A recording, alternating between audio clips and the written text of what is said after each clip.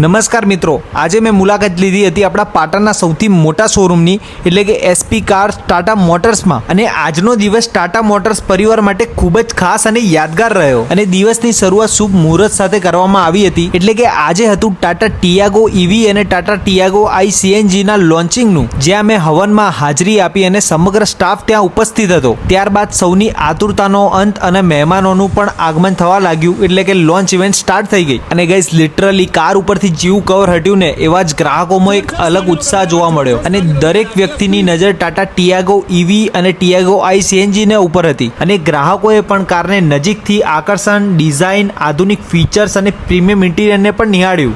કોઈ ફોટોગ્રાફ લઈ રહ્યું હતું તો કોઈ વિડીયો બનાવી રહ્યું હતું, કોઈ પરિવારની સાથે નવી કારના અનુભવ માણી રહ્યું હતું અને ટાટાની ટીમે પણ ગ્રાહકોને સકારાત્મક રિસ્પોન્સ આપ્યો।